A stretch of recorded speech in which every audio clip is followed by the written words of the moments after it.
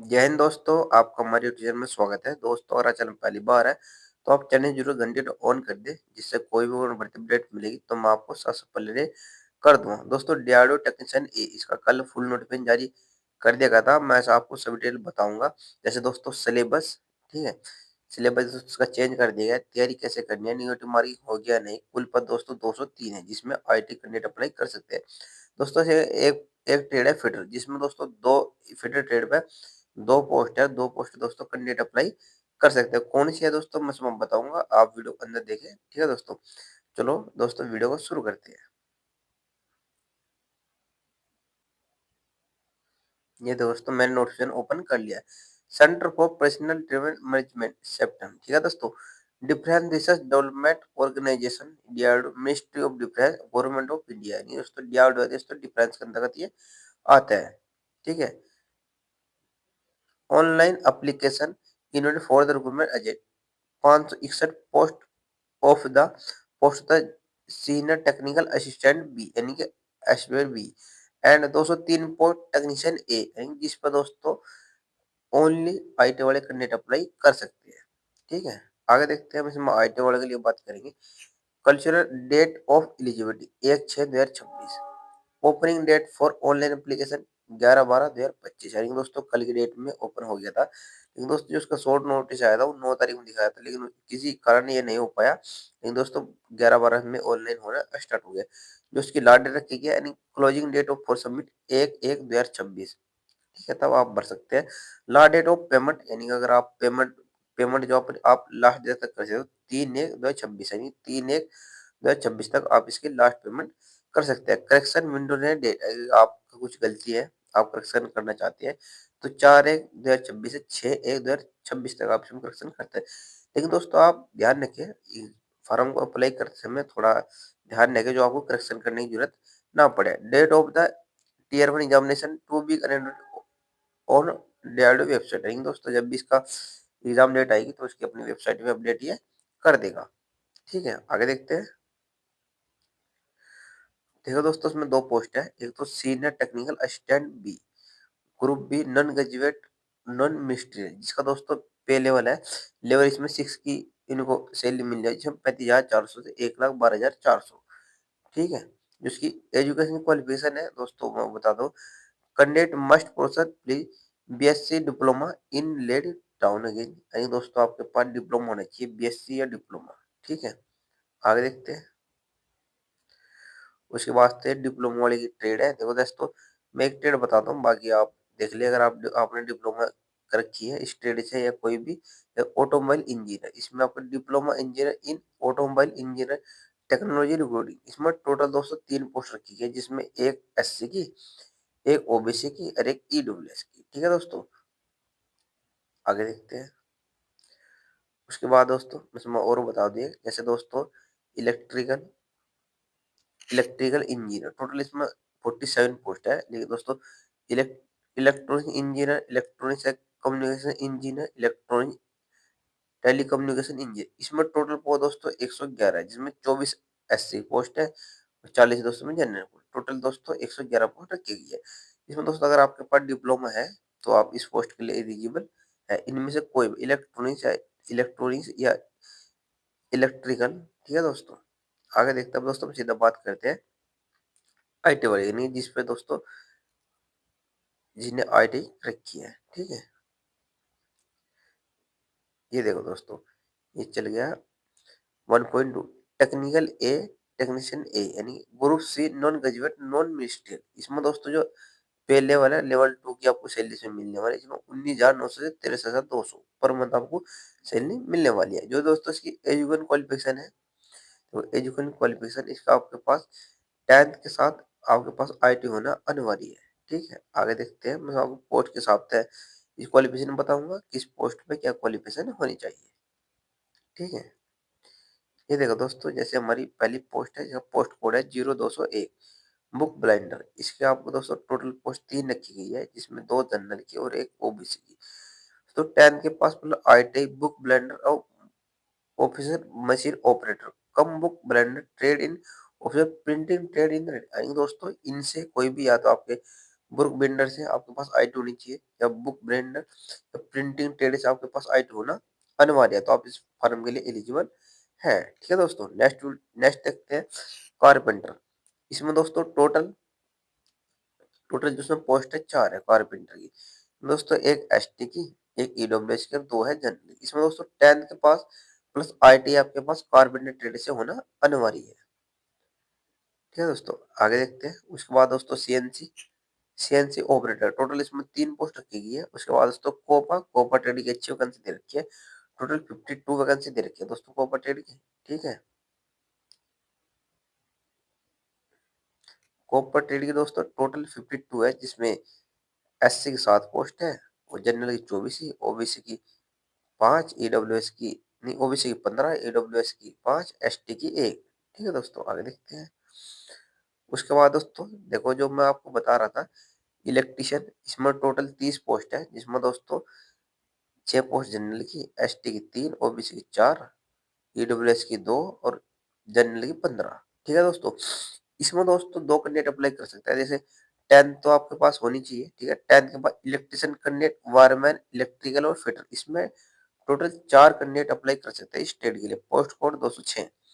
फिर दोस्तों आपके पास आईटी बाद इलेक्ट्रिशियन ट्रेड से, तो भी आप इस पोस्ट के लिए अप्लाई कर सकते हैं। अगर आपने वायरमैन से रखी है आईटी, तो भी कर सकते हैं। अगर इलेक्ट्रिकल से रखी है तो भी, और फिटर से रखी है तो भी आप इस ट्रेड के लिए अप्लाई कर सकते हैं। ठीक है दोस्तों, आगे चलते हैं। उसके बाद दोस्तों इलेक्ट्रॉनिक्स, देखो इसमें इलेक्ट्रॉनिक्स है, पोस्ट कोड 207। आईटी के बाद दोस्तों इलेक्ट्रॉनिक्स में आपके पास आईटी होनी चाहिए, इलेक्ट्रॉनिक मशीन या रेडियो या टीवी मशीन या रेडियो मशीन या इंफॉर्मेशन कम्युनिकेशन टेक्नोलॉजी सिस्टम, यानी IT, electronic system minister minister industrial electrical trade. इसमें टोटल 31 पोस्ट है। इसमें दोस्तों 3-4 ट्रेड दे रखी है। अगर आपने इनमें से कोई सी भी ट्रेड से आईटी कर रखी है, तो दोस्तों आप इस ट्रेड के लिए एलिजिबल है। ठीक है, आगे देखते हैं। दोस्तों फिटर, इसमें टोटल फिटर की 25 पोस्ट है, जिसमें दोस्तों 10th प्लस आईटी के बाद आपके फिटर ट्रेड से आपके पास आईटी होने चाहिए। ठीक है दोस्तों, 10th के बाद आपके पास आईटी फिटर ट्रेड का सर्टिफिकेट आपके पास होना अनिवार्य है, तो आप इस पोस्ट के लिए एलिजिबल है। ठीक है दोस्तों, बाकी दोस्तों जिस ट्रेड मैंने आपको बता दिया सभी। ठीक है, आगे देखते हैं। इसमें दोस्तों जो टोटल पोस्ट है आईटी कैंडिडेट के लिए 203 पोस्ट रखी गई, जिसमें आईटी कैंडिडेट अप्लाई कर सकते हैं, और ट्रेड दोस्तों भिन्न भिन्न है। ठीक है,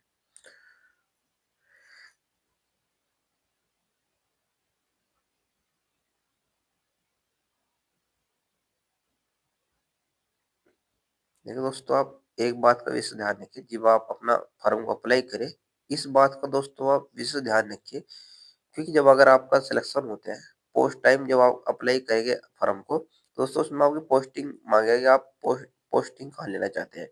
दोस्तों यहाँ पर दे रखा है code, code of the posting station, यानी कि दोस्तों जो स्टेशन है इनकी आपको भरना पड़ेगा। इस हिसाब से आपकी वहाँ पोस्टिंग होगी, जहाँ पर भी आप कोड भरेंगे, फर्स्ट चॉइस सेकंड चॉइस, दोस्तों उस हिसाब से आपकी पोस्टिंग होगी। जैसे दोस्तों अगर आपने भरता है A1, तो दोस्तों ये है जो आपको यहाँ पर मिलेगा।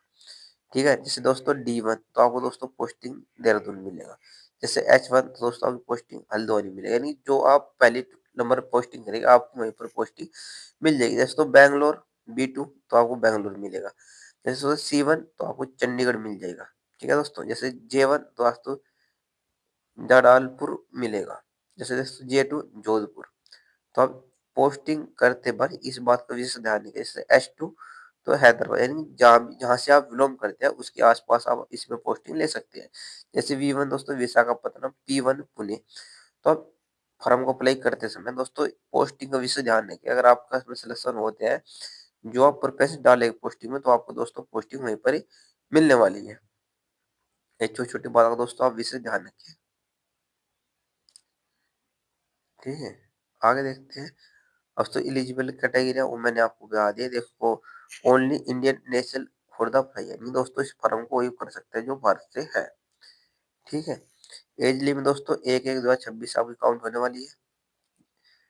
उसके बाद दोस्तों जो ओबीसी कैंडिडेट है उनको 3 साल की छूट, जो SC/ST उनको 5 साल की छूट, पीडब्ल्यू जो जनरल कैंडिडेट है 13, यानी 10 साल की छूट, जो पीडब्ल्यूडी ओबीसी कैंडिडेट है उनको 13 साल की, जो पीडब्ल्यूडी SC कैंडिडेट है उनको 15 साल की छूट मिलने वाली है।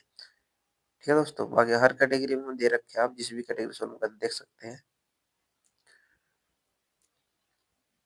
उसके बाद दोस्तों मेडिकल स्टैंडर्ड देखते हैं, इसमें देखो मेडिकल फिटनेस। दोस्तों बैटराइज 6/6 होनी चाहिए, नॉर्वाइज तो नील है, कोई दिक्कत नहीं। उसके बाद बैटर फिर 6/12 होनी चाहिए, इसमें 6/12 है, 6/9, 6/8। जो बैटर आई है 6/6 और नॉर है 6.8। यानी कि ये आपका दोस्तों पे है, दोस्तों को मेडिकल स्टैंडर्ड इसमें अच्छा खासा दे रखा है। ठीक है, आगे देखते हैं।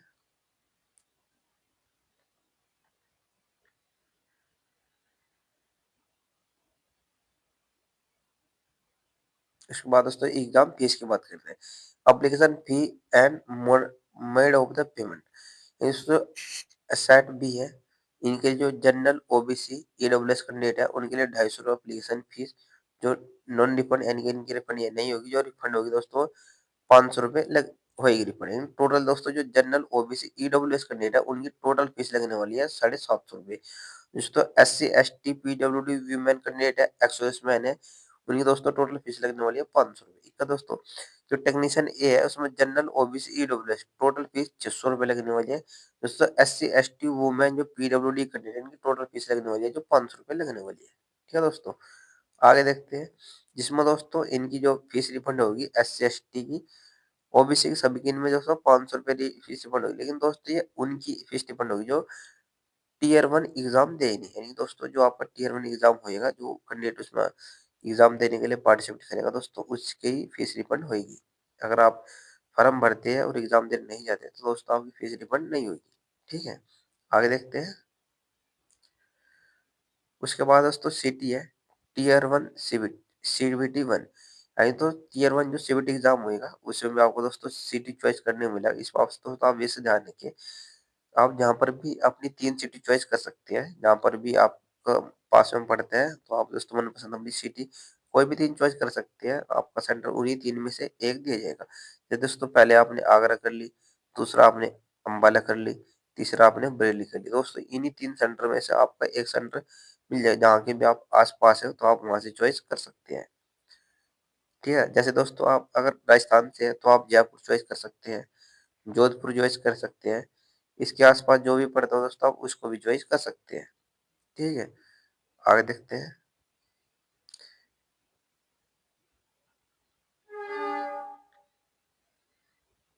उसके बाद दोस्तों उसमें सिलेक्शन प्रोसेस की बात करते हैं। ठीक है, एनिक्स का सिलेबस। ठीक है, सीबीटी फॉर स्कैनिंग, इसमें दोस्तों 2 एग्जाम होने वाले हैं, एक CBT 1 और एक नहीं, एक टीयर 1 एक टीयर 2। हाँ, CBT 1 CBT 2 भी आप बोल सकते हैं। दोस्तों जो टीयर 1 है उसमें टोटल 150 क्वेश्चन 150 मार्क्स की होएंगे, तो आपको उसको हल करने का 120 मिनट का समय मिलने वाला है। जिसमें दोस्तों the common of the all post, यानी दोस्तों सभी पोस्ट के लिए जनरल साइंस के 40 क्वेश्चन, जनरल इंग्लिश के 30 question, quantity attitude general math के 40 question, general intelligent and reasoning के 40 क्वेश्चन।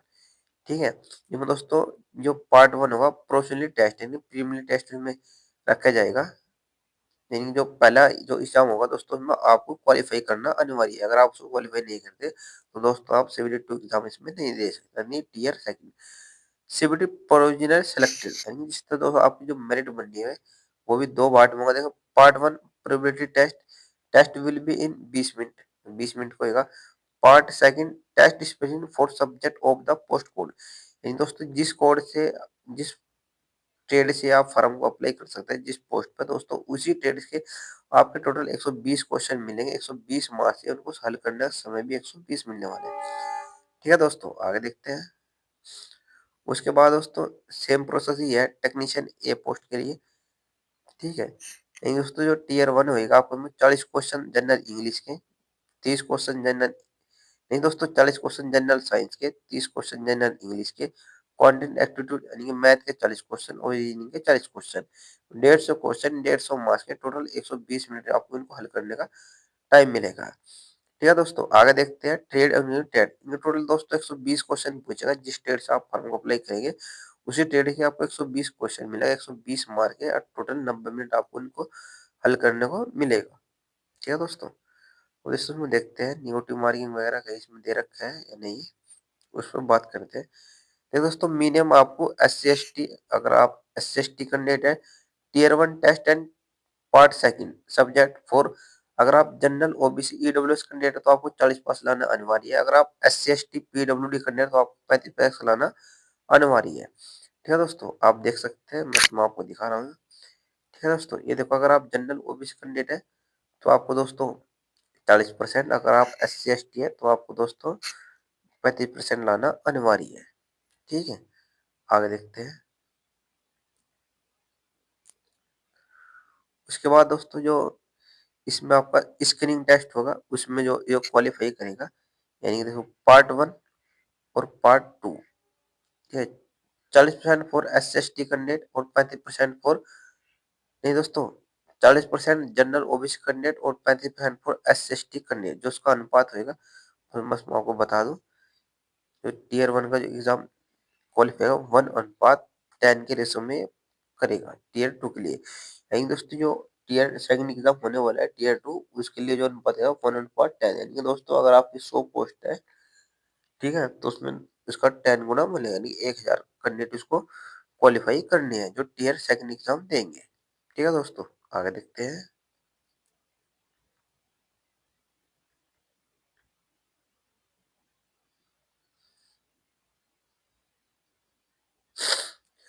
दोस्तों जो आपका टीयर सेकंड एग्जाम होने वाला है, देखो मैंने इसमें आपको पहले बताया था, देखो tet test will be conducted tier second to the test practical skill and candidate will win the for IT level in the related trade the duration of trade test may in the open the board, यानी कि दोस्तों जो trade test test होएगा, वो जो tier second exam qualify करेगा वो test test के लिए बुलाया जाएगा।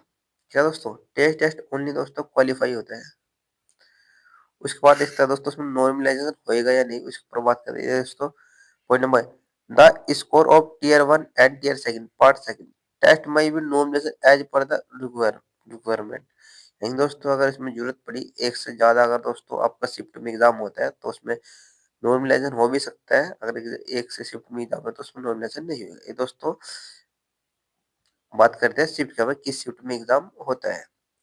Tier 1 and tier second test will be choice of objection time multiple choice question only, दोस्तों मल्टीपल चॉइस क्वेश्चन आपको सिर्फ मिलने वाले हैं इसमें टीयर 1 और टीयर सेकंड में। ठीक है, आगे देखते हैं दोस्तों।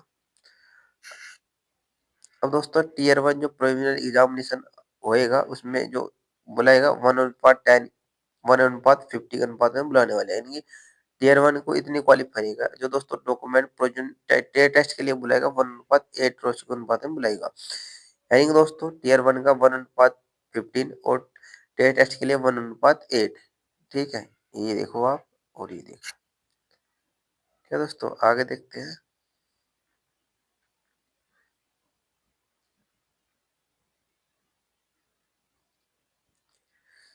दोस्तों for state B for technician 8, एक बार DRDO training apprenticeship knowledge mark for objection tier 1। ठीक है दोस्तों, नॉलेज आपको टीयर 1 में देगा। Date of the date of birth old candidate please higher in the merit list, अगर आप दोस्तों एक बात, अगर आपकी सेम मेरिट में दोस्तों जिसकी डेट ऑफ बर्थ आई होगी, जो हाई जिसकी एज ज्यादा होगी उसको पहले प्राथमिकता दी जाएगी। अगर दोस्तों में सेम है तो alphabet order which the for first first name of the candidate paper in the merit, अगर दोस्तों डेट ऑफ बर्थ आपकी सेम है, ये सेम है, तो दोस्तों में अल्फाबेट के हिसाब से अगर आपका नाम पहले आता है तो उसको फर्स्ट मेरिट में रखा जाएगा अल्फाबेट के हिसाब से, जैसे दोस्तों नंबर सीरीज होता है। ठीक है, आगे देखते हैं।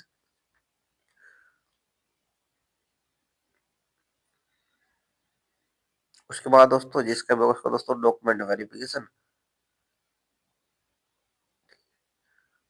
उसके बाद दोस्तों उनको मेडिकल वगैरह स्टैंड, उसके बाद तो फाइनली पोस्टिंग कर दी जाएगी। दोस्तों मैंने इसमें आपको सभी डिटेल बता दी थी जो इम्पोर्टेंट। अब दोस्तों हम बात करते हैं आपको इसकी तैयारी कैसे करनी है। देखो दोस्तों सिलेबस सिलेबस के हिसाब से मैं इसमें आपको बता दूंगा। इसके ऊपर जल्दी दोस्तों मैं एक बुक के लिए वीडियो बनाऊंगा, अगर आप उन बुक से स्टडी करते हैं दोस्तों आपस में फाइनल सिलेक्शन हो जाएगा। आप उन 2-3 बुक को ही कर लो, रिविजन कर लो, अच्छी तरह उनको पढ़ लो, उनसे दोस्तों आपका टेक्निकल तो दोस्तों 90% उनसे ही कवर हो जाएगा। ठीक है, जल्द में दोस्तों उनके ऊपर एक वीडियो लाऊंगा। अगर आपको वीडियो अच्छी लगी तो आप दोस्तों वीडियो को लाइक और चैनल को सब्सक्राइब करना ना भूलें। थैंक यू दोस्तों, मिलते हैं नेक्स्ट वीडियो में।